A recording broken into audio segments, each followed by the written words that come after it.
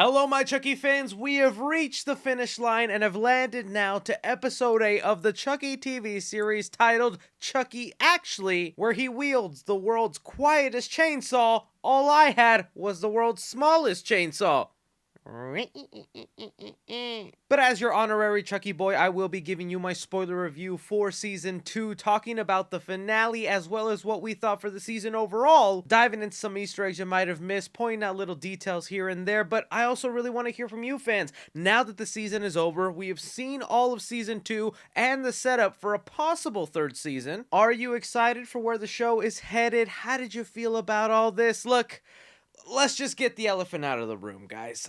I did not love this season as much as the last. I know, being the Chucky boy, dressing up with my figures and whatnot and getting all excited for Chucky, you expect me to just love everything this little redhead does. But at the end of it all, I still have to give you my honest opinion. And if you're someone who loved this season top to bottom, I am happy for you. Me not loving it as much should not take that away from you. There are plenty of people that I've been seeing throughout my breakdowns that just love everything that has happened this season, and I love a lot that has happened, and I was hoping this finale could kind of cement it and make me go, even though this wasn't as good as the first season, it was still an amazing season, and I'll put it on par with the first. The finale kind of just ended up being a summary of things I wasn't so fond of this season. Now, I'll get into more detail, but I just want to emphasize again, it's okay if you love this season. You don't always have to agree with me. It pains me to see longtime Chucky fans get so mad at me just for being honest. But okay, now diving straight into the episode, we start off where things left off in the previous episode with Andy being able to kill this Chucky doll. Now, I'm actually gonna have to censor a lot of things that happened this episode. Last video, it was so bloody it got demonetized on YouTube. Don't want the same thing happening here, because then when a video is age restricted, a lot of you can't click on the video, and it also gets suppressed on YouTube. Nobody wants that. But we find out something that a lot of us had suspected here, that in the time that the crew was taking care of setting Lexi free, Chucky had switched souls with the therapist, revealing to us a little bit more of her backstory in connection to Chucky, something that we found out earlier this season, that she just wanted to beat out all the good inside of Chucky, make him as evil as possible. And now they take it a step further, where we don't just have to thank this therapist for Chucky remaining evil, we also have to thank her for Chucky being able to manipulate the kids in season 1. It turns out Chucky was completely lost, had no idea how to make one of these virgin kids sacrifice somebody, and well, the therapist gave him the idea to use some psychological manipulation that ended up working. And just as quickly as the therapist was introduced and shown to be a vital part of Chucky's life, she is just as quickly gotten rid of. I think that's just one of my gripes this season. Although it kept the plot moving, it kept things interesting, because that's one thing I did love this season. The plot was always moving. I was never bored throughout all these 8 episodes. My eyes were glued on the screen. I can't say that for a lot of shows, even ones I like, so always hats off to the writers for being able to keep us invested. But it feels like in doing all that, you kind of rushed through some things we wanted to sit with. Colonel Chucky could have been a really cool evil version of Chucky, and just as soon as he was introduced and revealed, gone. Buff Chucky, although cheesy and funny, was something cool I would have liked to see more of, gone. This therapist character we were just introduced to, gone. Finding out Jennifer Tilly was still in the doll body, gone. Father Bryce all this season, then out of nowhere, gone. It felt like a lot of things that were being built up this season, just out of nowhere by the end of the season, felt meaningless or like they had no worth, like we were just all getting to a point to set up for another season. It really just made things feel like almost a filler season. But from there, we now follow Chucky as this therapist going to the office where, of course, since she's a doll collector, the therapist had a Chucky doll stashed away for a rainy day, and now was that rainy day. Bringing us into the title card sequence that I will admit is my favorite of this season, where it's Christmas theme and the ornaments are famous Chucky items. I absolutely love that. That is one thing I've loved that they've done all throughout their seasons. From here, though, we advance a couple of months to December, where the crew is getting ready for Christmas, and I actually like that this season did this. I know a lot of people want the final episode to be the big bang, super high rush. I actually really like that they put all the high adrenaline stuff in the last episode, so the finale episode can be a closure episode, so we can soak in everything that has just happened to our characters. And because I like the trio so much, I'm invested into their lives, I was actually happy with like that dinner conversation with all of them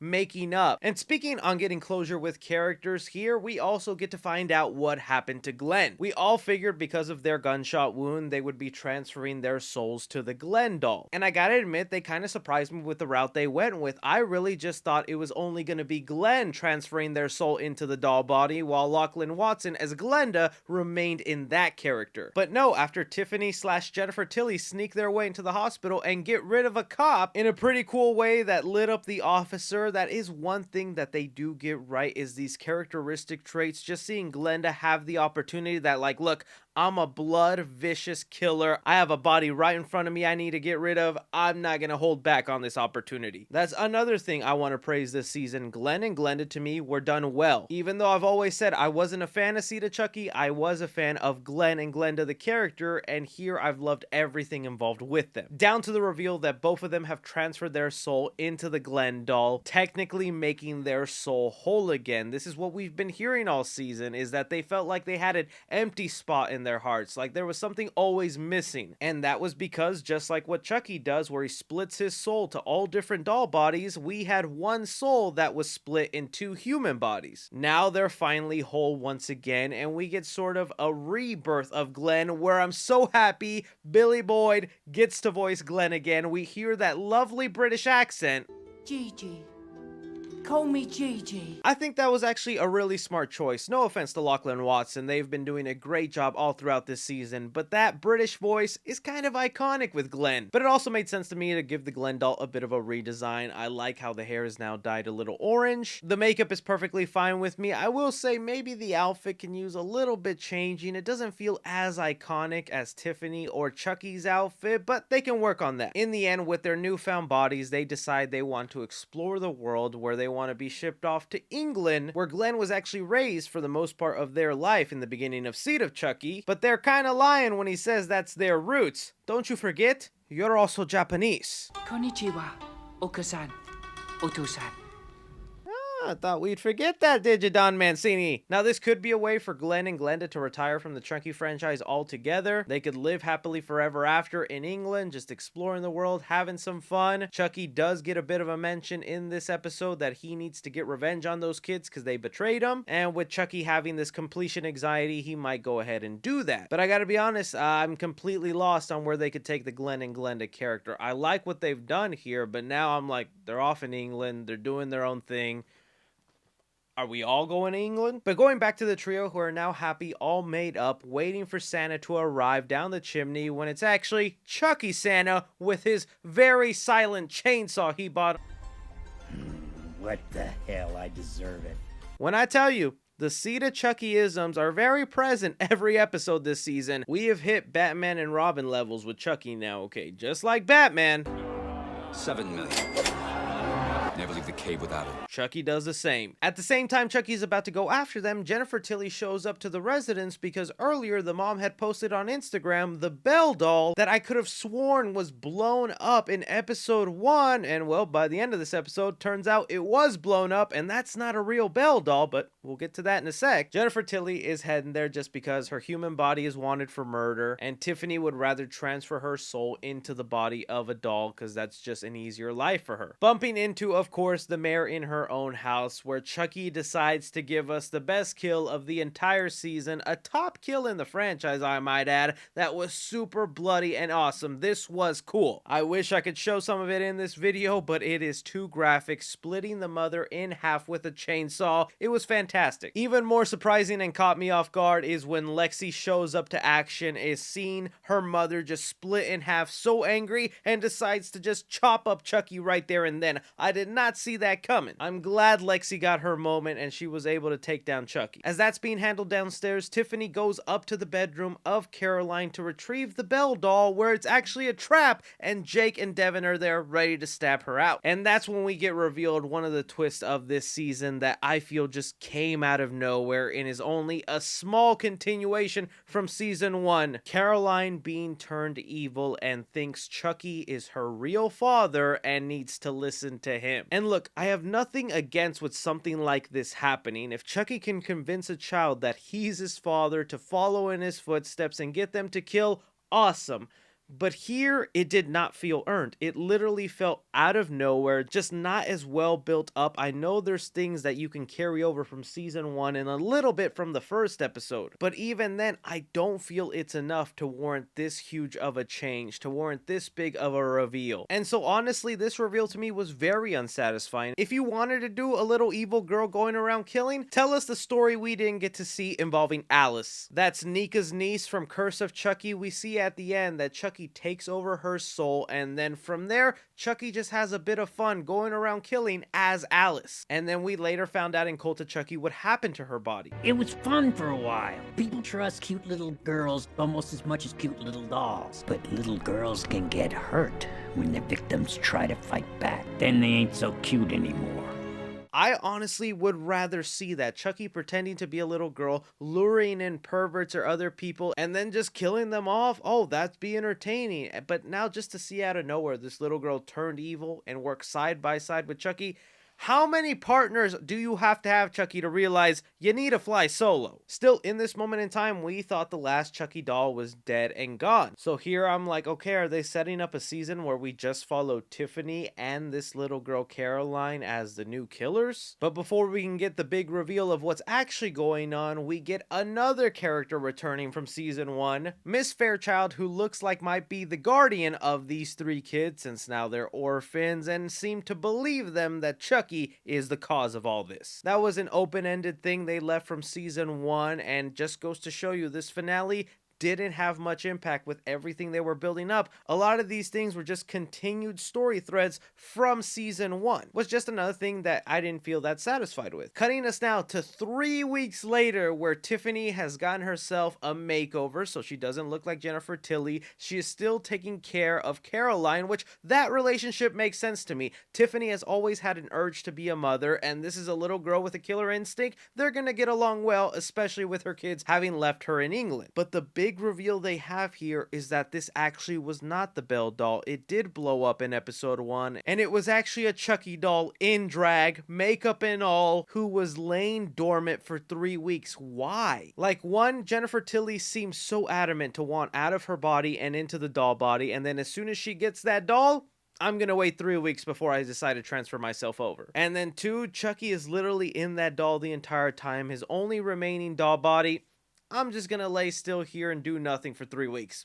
Okay. It's like, sure, maybe it was a little surprising to see that Chucky did this whole makeup Belle doll fake out, but again, it leaves me unsatisfied. This reveal didn't feel as impactful. If anything, it's another problem we've lately had with Chucky, that there's never really a danger or a successful feeling whenever you kill him off now. If we go back to the other Chucky movies, every time Chucky died at the end, even if we knew they might make a sequel when he died, it felt satisfying to see him get destroyed. Here we have seen Chucky die so many multiple ways, and in the back of our minds, if the real Chucky dies, we always go, there's another doll out there. He always has a backup plan. This death in front of me meant nothing. And that's why, even though it was cool to see Lexi chainsaw that Chucky doll, even us knowing that's the last Chucky doll remaining with his soul in it, in my mind I said, no, there's another doll out there. We'll find out where, but it's out there. And even backing up a little bit before that, they also tease some things with Nika, that now that she's out of the clutches of Jennifer Tilly and Chucky, she still wants her revenge. She's out for a little bit of blood. And it's just Nika in there. There is no Chucky inside this Nika, and she is planning to go after Jennifer Tilly / Tiffany here, and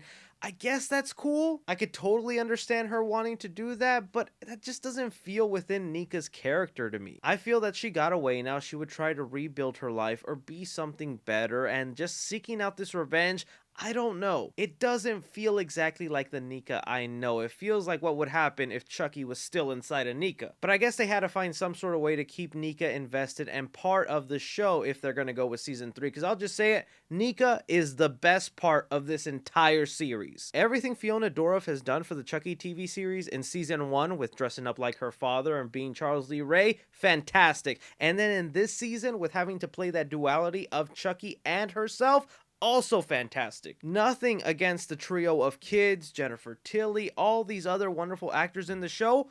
Nika needs to be your star. You have retired Andy, Barkley, and Kyle. At least that's what it looked like from the end of the last episode, where you showed them off going into the sunset. I'll be happy if you bring them back for another season. But if you don't, I think Nika needs the spotlight now. She, to me, is just a much more interesting character. We have a lot of admiration for her. And also with that ending of having the Chucky doll go in front of Tiffany and about to kill her, that just also then creates no hype because we know Chucky's not going to kill Tiffany. Don Mancini, you love Jennifer Tilly too much to kill her in the franchise, and well, I respect it. She's your friend. But I mean, how could that be the thing you end the season off with and then you immediately do a kill count that does not include Jennifer Tilly when that's what you're teasing the ending of the show to be, her possibly dying?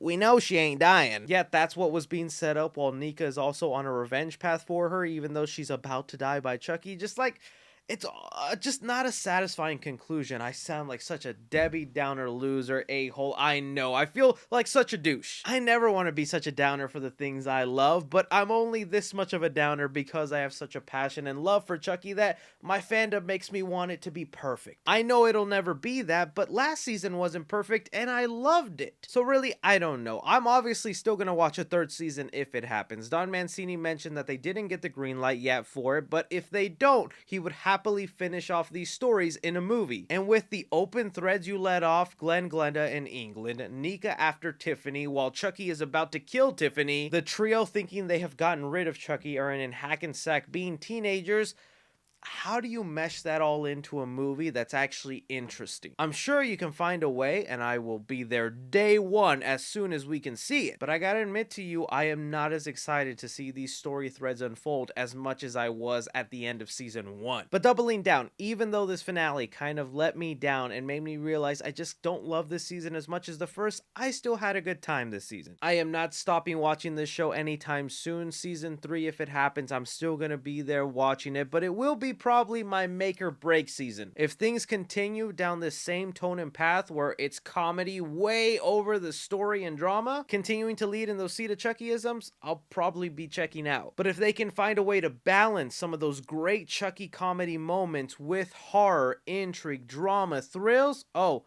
I am going to continue watching this until it gets canceled. But again, guys, that is just my opinion. I know some of you are going to feel very differently and we're 100% satisfied this entire season. I'm happy for you. So please leave me all those thoughts down below. What you loved, what you didn't love this season. I'd be happy to hear from all of it. And hopefully we can see each other again for season 3. And if not, there might be a movie coming and we'll be watching that as well. Don't forget to like, subscribe, follow me on Twitter at 3C Films or on TikTok at 3C Films. But as always, I'm Chucky Boy. Toodaloo.